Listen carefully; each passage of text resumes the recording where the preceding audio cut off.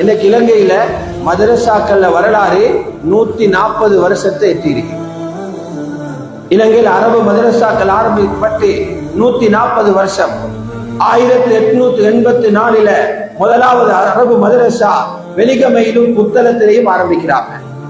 2024 ஆகும் போது 140 வருஷம் நிறையுது.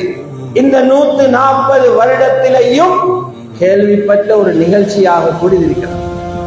140 வருஷத்துக்கு இதுக்காக இத கையில எடுத்து பேஸ்புக்லயும் அங்கேயும் இங்கேயும் மதரசாவை மட்டம் தட்டினா நினைச்சுக்கோங்க, உங்களோட விரலை எடுத்து உங்களோட கண்ணிலே குத்தி கொள்றீங்க. எங்களுக்கு நாங்க குத்தி கொள்றோம். இதை கொண்டு யஹூதிக்கு நஷ்டமும் இல்ல, நசரானிக்கு நஷ்டமும் இல்ல, வேற பாத்தில இருக்கிறவனுக்கு நஷ்டமும் இல்ல. இவைகள்ல முன் பின்னானா எங்கட பின்னால வார சந்ததிகளுக்கு தான் நஷ்டம் என்கிற உணர்வு. ஒருத்தர் வீடு கட்டினாரா, அந்த வீட்டுல மூட்டை பூச்சி வந்திருக்குதுன்னு வீட்டை இடிச்சு போட்டாங்க. புத்திசாலித்தனமா இல்லை. அது போல வேலையை நாங்க செஞ்சிடக்கூடாது. வீட்டுல மூட்டை பூச்சி இருக்குதுண்டா மூட்டை பூச்சிக்கு மருந்தடிக்கணும். எவ்வளவு கோடி காசு போகுது ஒரு வீட்டை கட்டுறதுக்கு.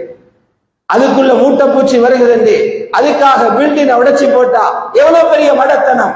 இது போலதான் ஒரு இடத்துல தவறு நடக்கிறது என்கிறதுக்காக அந்த இடத்தை நோக்கி எல்லாரும் சொல் வீச்சுகளையும் பீரங்கி பேச்சுகளையும் பேசி அந்த இடத்தை பலகீனப்படுத்தினோம்னா நஷ்டம் எங்களுக்குதான், வேற யாருக்கும் இல்லை. நஷ்டம் எப்ப உணர்வாங்க? நாங்க உணர மாட்டோம். நாங்க வாழ்றது எங்க அப்பா அம்மாட பாட்டு தானே. எங்க அப்பா தொழுதார், பாப்பட வாப்ப தொழுதார், அதை பார்த்து நாங்க தொழுகிறோம். அவங்க குர்ஆன் மசால போய் ஓதினாங்க, நாங்க அவங்கள சில மார்க்க விஷயங்களை கண்ணால கண்டோம், அதை ஃபாலோ பண்ணி அதை பின்பற்றி பேசிக் கொண்டிருக்கிறோம். எங்கட பிள்ளைகள் இருக்கிறாங்களே, பேர பிள்ளைகள், அவங்களோட தலையில தான் உள்ள போகுது. நாங்க இல்லாத காலம். ஒரு நாட்டில ராணுவம் இருக்குது, பாதுகாப்பு பிரிவினர் இருக்கிறாங்க. அவங்களும் மனிதன் என்ற வகையில சில தவறுகள் செய்யலும்.